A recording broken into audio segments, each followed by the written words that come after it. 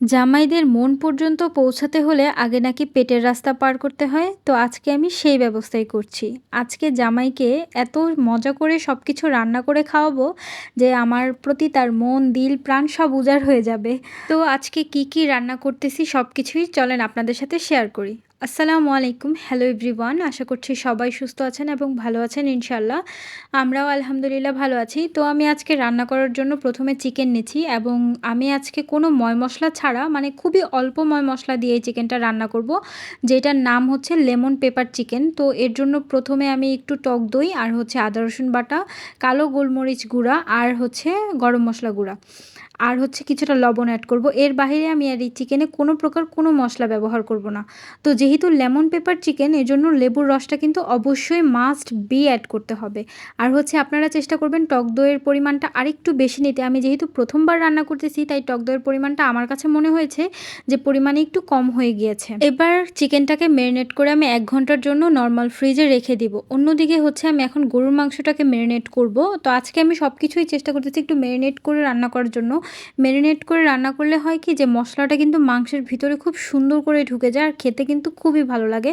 তো গরুর মাংস ম্যারিনেট করার জন্য আমি এখানে টক দই, হলুদ, মরিচ আর হচ্ছে জিরা গুঁড়া, আদা রসুন বাটা, লবণ আর হচ্ছে এখন আমি অ্যাড করে দিব একটু টমেটো সস। এটা অপশনাল, থাকলে দিতে পারেন, না থাকলে সমস্যা নেই, দিলে কালারটা একটু ভালো আসে, টেস্টটাও একটু অন্যরকম লাগে। এরপর আমি এখানে পরিমাণ মতো একটু সরিষার তেল দিয়ে দিয়েছি। যে কোনো মাংস রান্নায় কিন্তু সরিষার তেলটা দিলে ফ্লেভারটা একটু অন্যরকম লাগে আর কালারটাও কিন্তু চেঞ্জ আসে। তো ঘ্রাণটাই কিন্তু চেঞ্জ হয়ে গিয়েছে। আমি যখন এখন ম্যারিনেট করতেছি মশলাটা তখনই এত সুন্দর একটা ঘ্রাণ আসতেছিল। এরপর আমি সব মশলা একসাথে হাতে একটু মেখে নিচ্ছি। তারপর হচ্ছে আমি এখানে মাংসটা অ্যাড করে দিব। আমি মাংসগুলোকে একটু ভালোভাবে মশলার সাথে মিশিয়ে মাখিয়ে নিচ্ছি। এরপর আমি যে একটা হাড্ডি ছিল সেই হাড্ডিটাও নিয়ে নিলাম। হাড্ডিটা প্রথমেই নিয়ে নিলে আমার মাখাতে একটু অসুবিধা হয়ে যেত, তাই আমি হাড্ডিটা লাস্টে দিলাম। এবার সব কিছু মাখানো হয়ে গেলে 1 থেকে 1.5 ঘন্টার জন্য আমি এটা ম্যারিনেশনে রেখে দিলাম।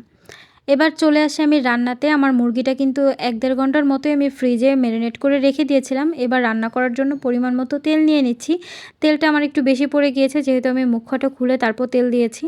এরপর হচ্ছে আমি গরম মশলার মধ্যে এখানে তেজপাতা, লং আর হচ্ছে এলাচ, একটু দারুচিনি অ্যাড করে দিচ্ছি। গরম মশলা গুঁড়া কিন্তু আমি ম্যারিনেশন করার সময়ও দিয়েছিলাম। এবার হচ্ছে মশলাটাকে কয়েক সেকেন্ডের জন্য জাস্ট একটু নেড়েচেড়ে ভেজে নিব। এরপর ম্যারিনেট করে রাখা মাংসগুলো আমি এখানে দিয়ে দিচ্ছি। আমি কিন্তু টক দইটা দিচ্ছি না এখন, শুধু যে ম্যারিনেট করার মাংসটা সেখান থেকে মাংসটা উঠিয়ে এনে এখানে দিয়ে দিচ্ছি। সুন্দর করে পিসগুলো আমি ছড়িয়ে দিচ্ছি। আর যে টক দইটা রয়েছে এটা আমি পরে অ্যাড করব। তো এখন চুলার আঁচটা আমি একদম বাড়িয়ে দিয়েছি আর খুব সুন্দর করে এপুট করে 2-3 মিনিট করে ভেজে নিচ্ছি। মাংসটাকে এই পর্যায়ে চুলা বাড়িয়েই ভাজা করে নিতে হবে। আমি কিন্তু চুলাটা বাড়িয়ে এপাশ ওপাশ করে খুব ভালো করে 2 পাশ সুন্দর করে ভেজে নিচ্ছি যতক্ষণ পর্যন্ত কালারটা না চেঞ্জ হয়ে যাচ্ছে। এই দেখুন কালারটা কিন্তু খুব সুন্দর করে চেঞ্জ হয়ে গিয়েছে। আমি এতক্ষণ পর্যন্ত মানে 3-4 মিনিটের মতো চুলাটা বাড়িয়ে তারপর ভাজা করে নিয়েছি। দেখবেন সুন্দর করে ভাজা হয়ে গেছে। তখন যে টক দইটা অবশিষ্ট ছিল সেটা আমি এর উপরে দিয়ে দিলাম। এরপর কিছুটা পানি দিয়ে পাতিলটাকে ধুয়ে তারপর হচ্ছে এখানে অ্যাড করে দিলাম। আমি বেশি পরিমাণ পানি কিন্তু দিব না। এরপর হচ্ছে সব কিছু আরেকবার নাড়াচাড়া দিয়ে মিশিয়ে আমি একদম লো আঁচে চুলাটা রেখে এটা কষাতে রেখে দিব। এরপর একটা বাটিতে আমি কিছুটা কর্নফ্লাওয়ার নিয়ে নিচ্ছি, প্রায় 2 টেবিল চামচের মতো কর্নফ্লাওয়ার নিয়েছি। এরপর কিছুটা পানি দিয়ে এই কর্নফ্লাওয়ারটাকে সুন্দর করে মিশিয়ে নিব যাতে কোনো লাম্পস না থেকে যায়। কিছুটা পরিমাণ পানি দিয়ে এখন আমি কর্নফ্লাওয়ারটাকে গুলিয়ে নিচ্ছি। এটা আমার কিছুক্ষণ পরে কাজে আসবে, এজন্য আমি একটু আগেই গুলিয়ে সাইডে রেখে দিব। বেশ কিছুটা পানি দিয়ে আমি এখন কর্নফ্লাওয়ারটাকে গুলিয়ে নিয়েছি। অন্যদিকে আমি চিকেনটা যে একদম লো আঁচে হতে দিয়েছিলাম সেটা এখন দেখে নিচ্ছি। চিকেনটা কিন্তু একদম লো আঁচেই রাখতে হবে, নয়তো টক দইয়ের পানিটা কিন্তু শুকিয়ে চিকেনটা পুড়ে যেতে পারে। তো আমি এখন সুন্দর করে আরেকবার নাড়াচাড়া দিয়ে নিচ্ছিলাম। আমি কিন্তু এখানে খুবই অল্প মশলা দিয়ে চিকেনটা রান্না করেছি, কিন্তু খেতে যে কতটা মজা হয়েছে যদি না রান্না করেন তাহলে একদমই বুঝবেন না। খেতে অসম্ভব মজা লেগেছিল। অনেক তো আমরা ময় মশলা অনেক কিছু দিয়ে রান্না করি, আদা রসুন, মানে আদা রসুন তো লাগেই মাংস রান্না করতে, কিন্তু হলুদ, মরিচ, জিরা, ধনিয়া কত কিছু অ্যাড করে। আজকে আমি শুধুমাত্র আদা রসুন আর হচ্ছে গোলমরিচের গুঁড়া আর একটু গরম মশলা গুঁড়া দিয়ে এটা রান্না করেছি। খেতে অসম্ভব মজা হয়েছিল। তো এই পর্যায়ে আমার কিন্তু ঝোলটা পরিমাণ মতো শুকিয়েছে। এখন আমি কাঁচামরিচ কুচি আর কিছুটা কালো গোলমরিচ গুঁড়া দিয়ে দিলাম এখানে, দিয়ে আরেকবার ভালোভাবে নেড়েচেড়ে মিশিয়ে নিচ্ছি। এরপর আমি যে কর্নফ্লাওয়ারটা গুলিয়ে যে সাইডে রেখে দিয়েছিলাম সেই কর্নফ্লাওয়ারটা কিন্তু এখন আমি এখানে অ্যাড করে দেব। এতে যে ঝোলের যে টেক্সচারটা এটা একটু ঘন হয়ে যাবে। তো অনবরত কিন্তু নেড়েচেড়ে আমি এটাকে মিশিয়ে নিচ্ছি। আমার যেহেতু টক দইটা কম পড়ে গিয়েছে তাই ঝোলের পরিমাণটাও একটু কম হয়ে গিয়েছে। তো এরপর যে আমি লেবুর কিছু স্লাইস করে রেখেছিলাম সেই লেবুর স্লাইসটা এখানে অ্যাড করে দিব। বেশি আগে অ্যাড করা যাবে না, তাহলে যেহেতু লেবুর ছিলকে সহ আমি এটা দিয়েছি তিতকুটে ভাব চলে আসতে পারে। এই তো এই পর্যায়ে আমি সব কিছু একসাথে মিশিয়ে চুলার আঁচটা একদম বন্ধ করে দিব, এরপর ঢেকে দিব। এটা সেট হয়ে যাবে কিছুক্ষণ পরেই। আমি ফিরে আসলাম, এই দেখুন এটার ফাইনাল লুক। তো আমার লেমন পেপার চিকেন কিন্তু একদমই রেডি হয়ে গিয়েছে আর খুব সুন্দর সিদ্ধ হয়েছে, একদম নরম তুলতুলে। আমি যখন এটাকে ছিঁড়ে দেখাবো তখন আপনারা বুঝতে পারবেন। তো এদিকে যেহেতু আমার লেমন পেপার চিকেনটা রেডি হয়ে গিয়েছে, আমি কিন্তু এখন এটা বেড়ে সাইডে রেখে দিব। তারপর হচ্ছে আমি গরুর মাংস রান্নায় চলে যাব। গরুর মাংস রান্না করার জন্য আমি প্রথমে কিছুটা তেল নিয়ে নিলাম, এরপর এখানে কিছুটা গরম মশলা অ্যাড করে দিলাম। গরম মশলাটা যখন একটু ভাজা ভাজা হলো তখন আমি এখানে বেশ কিছুটা কুচি করে রাখা পেঁয়াজ দিয়ে দিলাম। এবার পেঁয়াজটাকে আমি একটু হালকা ভেজে নিব, একদম ভাজা ভাজা করা লাগবে না, আমি কিছুটা ভেজে কালারটা চেঞ্জ হওয়া পর্যন্ত আর কি ভেজে নিব। এরপর ম্যারিনেট করে রেখেছিলাম যে মাংসটা, সেই মাংসটা আমি এখন এখানে দিয়ে দিচ্ছি। তো মাংসটা দিয়ে আমি একটু ভালোভাবে নেড়েচেড়ে মশলার সাথে মিশিয়ে নিচ্ছি। এরপর যে হাড্ডিটা ছিল সেই হাড্ডিটাও এখন আমি এখানে অ্যাড করে দিব। একসাথে দিলে আমার নাড়াচাড়া করতে অনেকটা অসুবিধে হয়ে যায়। এরপর আমি বাটিতে যা অবশিষ্ট মশলাটা ছিল সেটাও খুব সুন্দর করে হাত দিয়ে কাচিয়ে এখানে দিয়ে দিলাম। এবার মশলার সাথে মাংসটাকে আমি খুব সুন্দর করে নেড়েচেড়ে মিশিয়ে নিচ্ছি। হাড্ডিটা দেখুন আমি নাড়াচাড়া করতেই পারছিলাম না, একটু কষ্ট হয়ে যাচ্ছিল। তো যাই হোক, আমি ভালোভাবে যতটুকু পেরেছি নাড়াচাড়া দিয়ে এবার এটাকে কষানোর জন্য রেখে দিব। এবার এটা ঢাকনা দিয়ে ঢেকে রেখে দিলাম। অন্যদিকে দেখুন আমার লেমন পেপার চিকেনটা কত সুন্দর রান্না হয়েছে, দেখতে কিন্তু অসম্ভব সুন্দর লাগতেছে, খেতেও কিন্তু বেশ ভালোই ছিল। তো আমার লেমন পেপার চিকেনটা আপনাদের কাছে কেমন লেগেছে সেটা কিন্তু কমেন্ট করে জানাতে পারেন। এরপর আবারও গরুর মাংসটা দেখতে চলে আসলাম। গরুর মাংস থেকে কিন্তু বেশ ভালোই পানি ছেড়েছে, আমি কিন্তু সেই পানিটা দিয়ে গরুর মাংসটাকে কষিয়ে নিচ্ছি।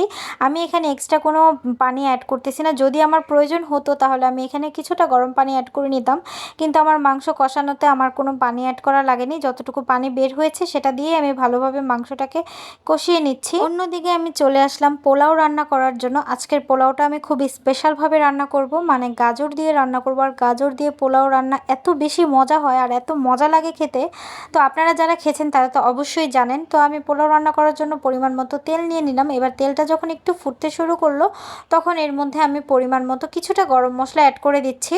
গরম মশলাটা কিছুক্ষণ ভাজার পরে আমি এখানে পরিমাণ মতো পেঁয়াজ কুচি অ্যাড করে দিলাম। এবার পেঁয়াজটাকে আমি খুব সুন্দর করে ভাজা ভাজা করে নিচ্ছি।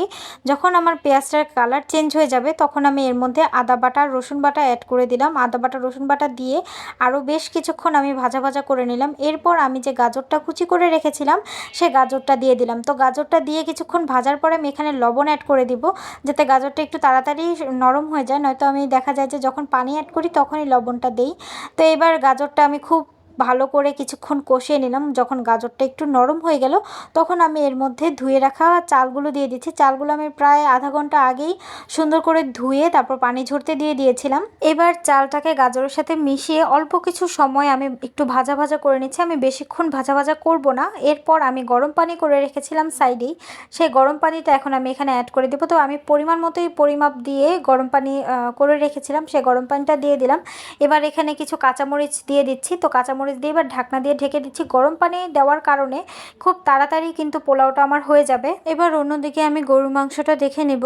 এই পর্যায়ে কিন্তু আমার গরুর মাংসটা অনেকটাই সুন্দরভাবে কষানো হয়ে গিয়েছে। আমি কিন্তু এখন গরুর মাংসটা চেয়েছিলাম একদম ভুনা ভুনা করে রান্না করতে, যে একদমই ঝোল রাখবো না, কিন্তু আমার হাজব্যান্ড বলতেছে যে ও ঝোল খেতে যেহেতু পছন্দ করে একটু ঝোল দিতে।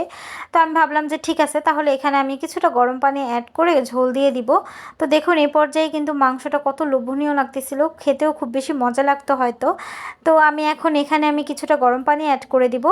এবার গরম পানিটা দিয়ে আমি কিছুক্ষণ জোশ করতে রেখে দিব। মাংসটা আমার পারফেক্টলি কষানো হয়ে গিয়েছে। অন্যদিকে কিন্তু আমার পোলাওটাও হয়ে গিয়েছে। গরম পানি দিয়ে রান্না করার কারণে কিন্তু খুব তাড়াতাড়ি রান্না হয়ে যায়। তো একবার আমি নাড়াচাড়া দিয়ে দেখে নিচ্ছি যে ঠিকঠাকভাবে হয়েছে কিনা বা কোনো প্রকার পানি আছে কিনা। দেখুন কি সুন্দরভাবে ঝরঝরা হয়েছে পোলাওটা। আর আজকে পোলাওটা খেতে অন্য দিনের তুলনায়ও অসম্ভব মজা লেগেছিল। ওই যে শুরুতেই বলেছিলাম আজকে যে আমার মন জয় করে নিব রান্না বান্না দিয়ে। তো যাই হোক, এখন যেহেতু পোলাওটা হয়ে গিয়েছে আমি এখন এর উপরে সুন্দর করে ঘি ছড়িয়ে দিব। ঘিটা দেওয়ার কারণে যে পোলাওটা লাস্টলি এত মজা লেগেছে, যেটা আমি আসলে কি বলবো। আপনারা যারা ঘি দিয়ে রান্না করেন তারা তো অবশ্যই জানেন যে লাস্টে ঘি দিলে কতটা মজা হয়। তো এইদিকে আমার রান্নাবান্না প্রায় শেষ। আপনাদের ভাইয়া বলতেছে তুমি যে ফ্রেশ হয়ে নাও, আমি সালাডটা কেটে নিচ্ছি। তা আমি বলতেছি আচ্ছা ঠিক আছে, তাহলে তুমি সালাডটা কেটে ফেলো, আমি তাড়াতাড়ি ফ্রেশ হয়ে আসি। তো খুব সুন্দর করে সালাড কেটে নিচ্ছে। আমি কিছুটা ভিডিও নিয়ে তারপর ফ্রেশ হতে চলে যাই। এসে দেখি যে খুব সুন্দর করে ও সালাড টালাড কেটে রেডি করে রেখেছে। তো আমি অন্যদিকে ফ্রেশ হয়ে এসে দেখছি যে আমার গরু মাংসটার কী অবস্থা। তো গরু মাংসের ঝোলটা আমি একদম কমিয়ে দিয়ে গিয়েছিলাম যাতে ভালোভাবে জোশ হয়। লাস্টলি আমি কিছুটা গরম মশলা গুঁড়া দিয়ে দিলাম। এবার গরম মশলা গুঁড়াটা দিয়ে আমি সুন্দরভাবে নেড়েচেড়ে মিশিয়ে নিচ্ছি। এই পর্যায়ে কিন্তু আমি চুলা থেকে ঝোলটা সহ নামিয়ে ফেলবো। আলহামদুলিল্লাহ আমার সব রান্নাবান্না শেষ হয়ে গিয়েছে। আমি এবার খাবারগুলো নিয়ে রুমে চলে এসেছি। তো এই তো আমার পোলাও রান্নাটা তো কিভাবে রান্না করেছি সেটা তো দেখলেন। কেমন লেগেছে সেটাও কিন্তু কমেন্ট করে জানাবেন। তারপর হচ্ছে আমি যে গরু মাংসটা রান্না করেছি সেটা দেখাচ্ছি। তো এই তো আমার গরু মাংস রান্নাটা একটু ঝোলঝোলই রেখেছি। তো গরু মাংস রান্নাটাও কিন্তু খুব সুন্দরই হয়েছে, খেতে অসম্ভব মজা লেগেছে। সবচেয়ে বড় কথা, যার জন্য এত কষ্ট করে সব কিছু রান্না করেছি সে যখন বলে যে সবগুলো খাবার অনেক বেশি মজা হয়েছে, মানে ওর মুখের এক্সপ্রেশন দেখলেই আমার কলিজা ঠান্ডা হয়ে যায় যে হ্যাঁ আমার রান্না করাটা সার্থক হয়েছে, এত কষ্ট করে রান্না করাটা সার্থক হয়েছে। তো যাই হোক, এবার খাবারগুলো বেড়ে নিচ্ছি, একসাথে খাবো। শুক্রবার হলে আমার একটু প্যারা হয়ে যায়, যে শুক্রবারে ওর নাইট ডিউটি থাকে সেই শুক্রবারটা একটু প্যারা হয়ে যায়, কারণ একদম ঘুম থেকে উঠে আমার 12টার মধ্যে কিন্তু ওর জন্য সব কিছু রেডি করে রাখতে হয়, কারণ শুক্রবারেও 12টার ভিতরে বের হয়ে যায়।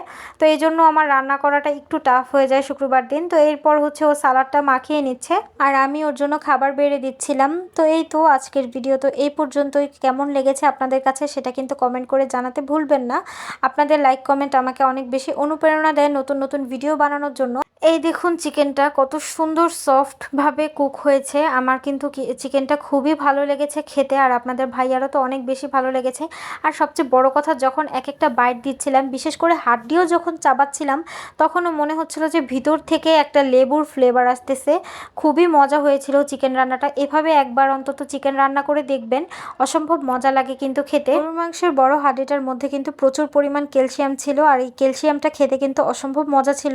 গরুর মাংসটাও কিন্তু প্রচণ্ড সফট হয়েছে, এই দেখুন ধরেছি আর খুলে যাচ্ছে। তো এই তো আমার আজকের রান্নাবান্না এই পর্যন্ত। আপনাদের কাছে কেমন লেগেছে সেটা কিন্তু কমেন্ট করে জানাতে ভুলবেন না। আজকে চলে আসবো নতুন কোনো ভিডিও নিয়ে। সে পর্যন্ত সবাই সুস্থ থাকুন, ভালো থাকুন এবং আমাদের জন্য দোয়া করবেন। আসসালামু আলাইকুম সবাইকে, আল্লাহ হাফেজ। প্লিজ একটি লাইক দিয়ে কমেন্ট করতে কিন্তু ভুলে যাবেন না।